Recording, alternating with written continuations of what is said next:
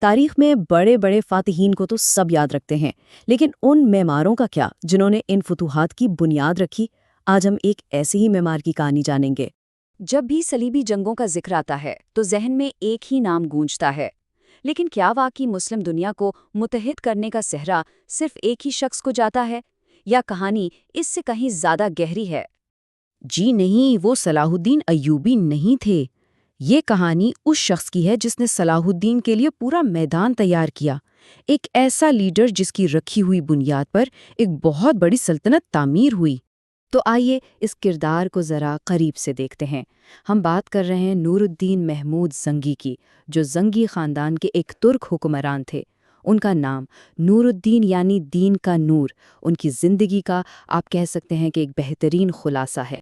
نور الدین کے والد عماد الدین زنگی حلب اور موصل کے اتابک تھے۔ اب یہ جو لقب ہے اتابک، یہ ایک بہت ہی طاقتور گورنر کی نشاندہی کرتا تھا۔ مطلب بادشاہ کے ماتحت تو ہیں، لیکن اپنے علاقے میں ان کے پاس وسیع اختیارات ہوتے تھے۔ تو یہ وہ سیاسی ورثہ تھا جو نور الدین کو ملا۔ پھر 1146 میں جب ان کے والد کا قتل ہوا تو نور الدین کو وراثت میں حلب کا شہر ملا، اور ساتھ ہی ملی صلیبی ریاستوں کے خلاف ایک شدید جنگ۔ یہیں سے ان کے دور کا آغاز ہوتا ہے، ایک ایسا دور جس نے شام کی تاریخ ہی بدل کے رکھ دی۔ اور نور الدین نے آپ دیکھیے کہ ایک لمحہ بھی ضائع نہیں کیا۔ 1149 میں جنگ اناب جیسی بڑی اور فیصلہ کن فتوحات کے ذریعے انہوں نے بہت تیزی سے شمالی شام پر اپنی گرفت مضبوط کر لی۔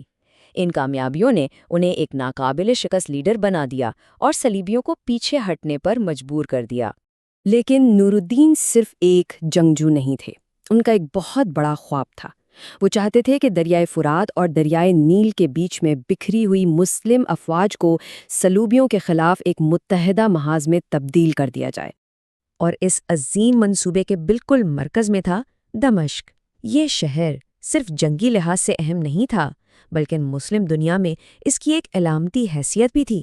مطلب دمشق کے بغیر شام کا اتحاد ناممکن تھا۔ نور الدین کا طریقہ کار جلد بازی والا بالکل نہیں تھا۔ وہ ایک شطرنج کے ماہر کھلاڑی کی طرح سوچتے تھے۔ پہلے حلب کو محفوظ کرو، پھر صلیبی خطرات کو بے اثر کرو، اور پھر آخر میں دمشق پر قبضہ کرو۔ ہر قدم سوچا سمجھا تھا، جو ان کی غیر معمولی اسٹریٹیجک ذہانت کا ثبوت ہے۔ اور پھر آیا 1154 کا وہ فیصلہ کن سال، جب نور الدین نے دمشق کو اپنی سلطنت میں شامل کر لیا۔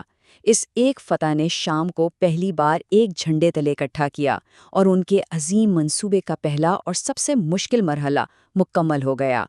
شام کو متحد کرنے کے بعد نور الدین کی نظریں اگلے ہدف پر تھیں، اور وہ ہدف تھا مصر۔ مصر اس وقت کمزور شیعہ فاطمی خلافت کے پاس تھا، لیکن یہ بے پناہ دولت اور وسائل کی سرزمین تھی جو کسی بھی سلطنت کے لیے ایک بہت بڑا انعام تھا۔ مصر پر کنٹرول کی یہ جنگ ایک بہت ہی پیچیدہ شطرنج کی بازی تھی۔ ایک طرف تھے نور الدین کے جنرل شرکو، دوسری طرف یروشلم کا بادشاہ امالرک، اور ان دونوں کے بیچ میں تھے مصر کے وزیر، جو اپنی بقا کے لیے کبھی ایک سے ہاتھ ملا لیتے تو کبھی دوسرے سے۔ یہ دھوکہ دہی اور موقع پرستی کا ایک خطرناک کھیل تھا۔ آخر کار کئی سالوں کی اس کشمکش کے بعد نور الدین کی حکمت عملی کامیاب ہو ہی گئی۔ ان کے جنرل شیرکوہ نے مصر پر قبضہ کر لیا اور اپنی موت سے پہلے اپنے بھتیجے صلاح الدین کو اپنا جانشین مقرر کر دیا۔ اب مصر بھی بالواسطہ طور پر ہی صحیح نور الدین کے کنٹرول میں تھا۔ لیکن اقتدار ایک عجیب چیز ہے۔ مصر میں صلاح الدین کی طاقت جیسے جیسے بڑھتی گئی، وہ اپنے آقا یعنی نور الدین کے سائے سے نکلنے لگے۔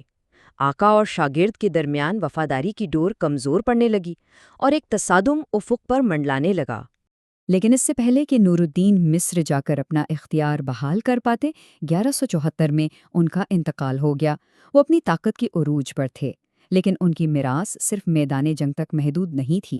نور الدین یہ سمجھتے تھے کہ ایک سلطنت صرف تلوار سے نہیں بنتی، بلکہ علم اور انصاف سے قائم رہتی ہے۔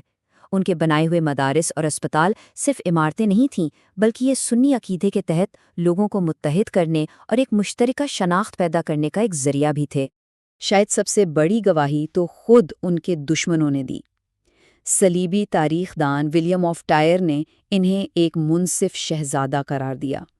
جب دشمن کی زبان سے ایسے الفاظ نکلیں تو یہ اس شخصیت اور انصاف پسندی کا سب سے بڑا ثبوت ہوتا ہے۔